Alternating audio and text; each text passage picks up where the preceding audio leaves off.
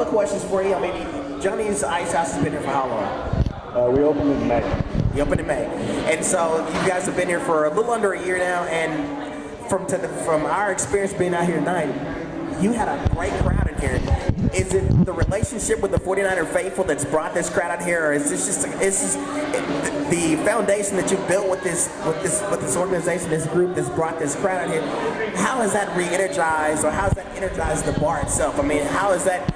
Are these guys coming out here every Sunday? Is it a weekly event for these guys? I mean, how has that helped Johnny's Icehouse, elevate and be put on the map as far as your relationship with sports and the sports bar establishment?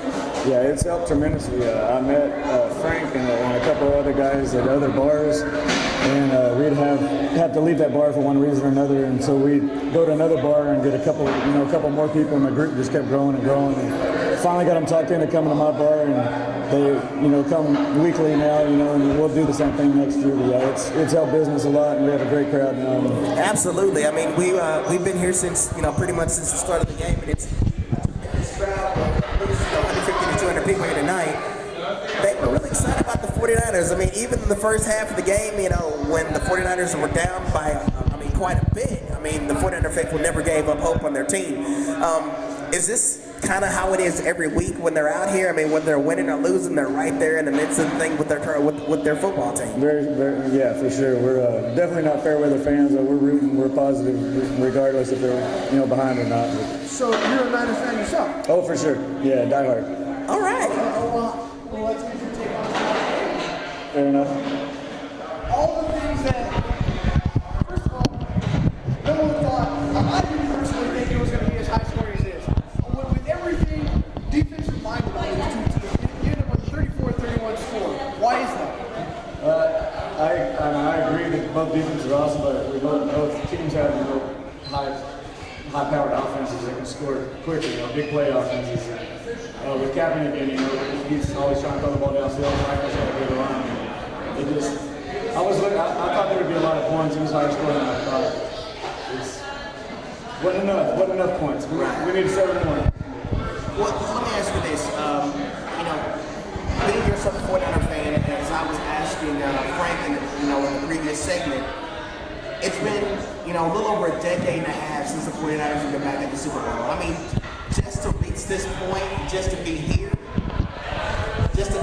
now, after, for the first time since 1995, it's got to give you a bit of a sense of pride in that football team to know that, it's been a long time, but we're back. For sure, yeah. The main issue we've been having for the last 7 or 8 years has just been trying to have a quarterback. I feel like we have that position ready now, and so we can deal with it here. So you're saying Alex Smith was never going to be the answer? I never believed so. I've been saying for 5 years straight, if we just had a quarterback, we'd be a dominant team and we'd fight the Super Bowl every year. So, okay, well, let's go back to last year, NFC Championship game. Yeah. You're saying that Alex Smith was incapable. I'm not going to. A lot of things happen. Yeah. Everybody wants to say the two things. Yeah, Kyle Williams fumble. That wasn't the whole game. People don't look back, and Alex Smith was year 1 for 13 on 3rd downs. He couldn't complete a pass. If we had any kind of passing game, those punts wouldn't have been that big of a deal. We'd have been better out of it. Alex Smith was the 4th rated passer in the National Football League with a concussion. Very true. He's throwing 7-yard passes. Okay, I can take you back to last season. Alex Smith was the quarterback of a 13-3 football team. You're right. That, with the exception of two costly fumbles on special teams in the NFC Championship game last year, we're not having this conversation about who the starting quarterback is in 2013. Right. Even with an injury, if Alex Smith leads them to the Super Bowl and they win last year, or even if they're in the Super Bowl, whether or not they win last year, I don't think we're having this conversation as to who the quarterback is, in 2013 and maybe even beyond. Does Colin Kaepernick get that shot if you guys win the Super Bowl last year? No. So why is he on the bench now? Why is he going to be traded back in the season? I think Harbaugh was pretty much just waiting for an excuse to give him a chance, and the concussion gave him that. I think he knew from practice what Kaepernick was doing. I'm excited about the change.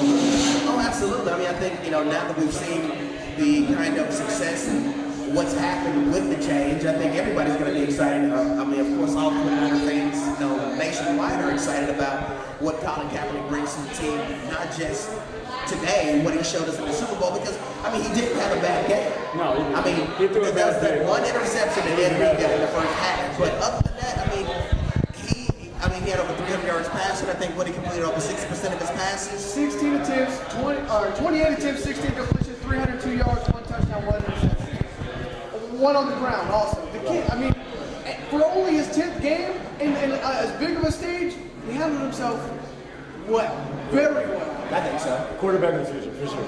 Absolutely, absolutely. Well, RC, I do appreciate you stopping by and chatting with us. RC and Johnny's Icehouse bar manager, guys, going out to see RC and the entire Johnny's Icehouse game. 74-47, Hillcrest in Frisco, Texas. We appreciate you, RC. I appreciate you. We look forward to coming back out here and doing some more business with you guys. Sounds good.